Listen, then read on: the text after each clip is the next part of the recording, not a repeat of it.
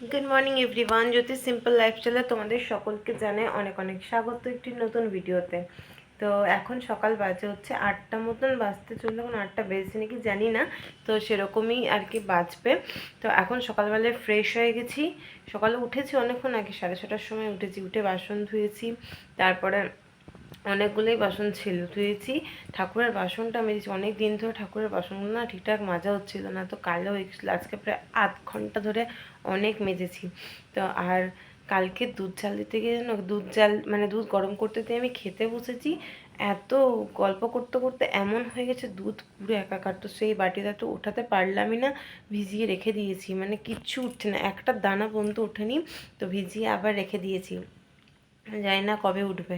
তো উপরে ওটাকে রেখে দিয়েছি আলাদা করে, এখন দুদিন ভিজুক তারপরে ওঠাবো।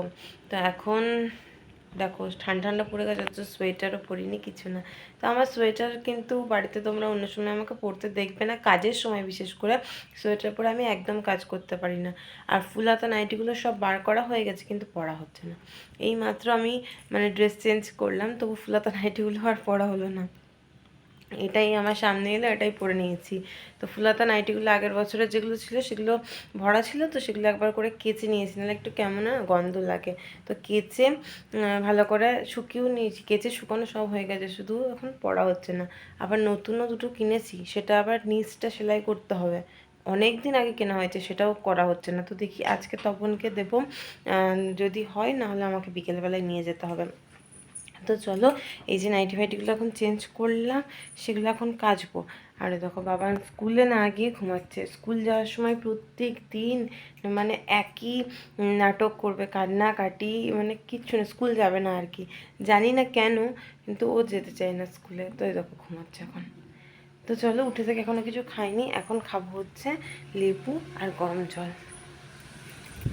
তারা তোমাদের ঠাকুরের বাসনগুলো দেখা থেকে এত হাওয়া না, এই দেখো আজকে চকচক করছে। চলো, দুধটাও ফুটে গেছে। আর তোমাদের একটা জিনিস দেখাই, দেখেছো আমাদের গাছের আমড়াগুলো দেখো একবার, গাছের একটা পাতা নেই।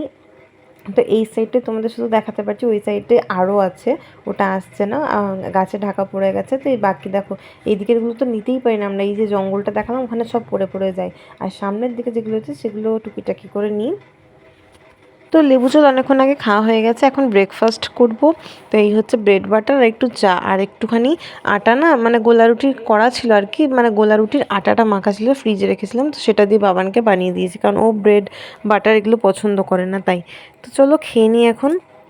তারপরে দেখো সোজা চলে এসেছি জামা কাপড় কেচে এগুলো মেলে দেবো। আর সোজা করে কাছি যাতে মানে সামনের দিকে নোংরাগুলো বেরিয়ে যায়, আর মেলার সময় আবার প্রত্যেকটা জিনিস আমাকে উল্টো করতে হয়, কারণ সোজা করে মেলি না, রোদে এমনি রঙগুলো চটে যায়। তো ওইদিকে তো সব মেলে দিয়েছে, আর যেগুলো বড় বড় আছে কিছুটা বাকি আছে, এদিকে মেলে দেবো। সংসারের মানে প্রত্যেক দিনে সেই একই কাজ, আর মানে একইভাবে সমস্ত কাজ, ঠিক আছে তাই না বলো? তো চলো, এখন ঘরের যে মানে পাপোশটা আছে সেটাকেও ভিজিয়ে রাখি, অনেকদিন কাঁচা হয়নি, তো সেটা ভাবলাম সেটা কেচে নিই। চলো, জামা কাপড়ও মেলে দিয়েছি, আর ঘরের যে পাপোশটা ছিল সেটাকেও ভিজিয়ে দিয়েছি।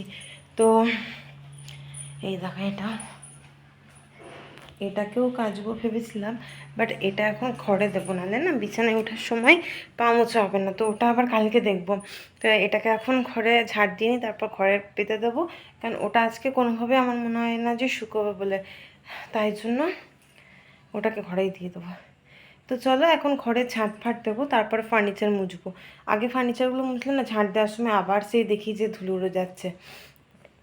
আর এখন নতুন ঝাঁটা, তো নতুন ঝাঁটা থেকে দেখবে যে সেই কীরকম মানে ইয়েগুলো বেরোয়, একদম ভালো লাগে না, যার জন্য গোটা ঘর হয়ে যাচ্ছে। তো চলো আগে ঝাঁট দিয়ে নিই, তারপর ঘরের ফার্নিচারগুলো মুছবো।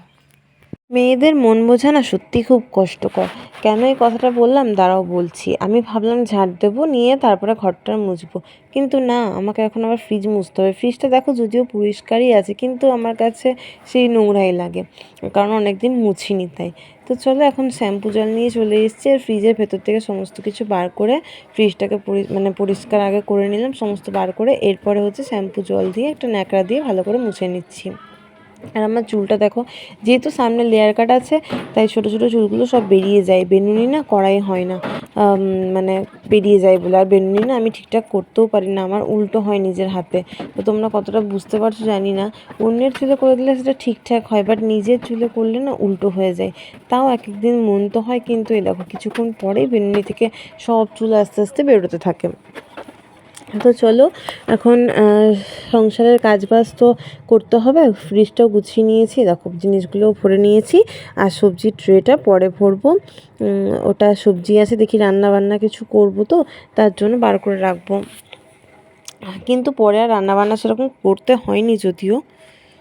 কাটছি লেবুগুলো দেখো, পুরো মৌসুম্বি লেবুর মতন, কি বড় বড়, বা ছোট ছোট কমলা লেবুর মতন দেখতে, দেখো এত বড় বড়, আর প্রচুর রসও।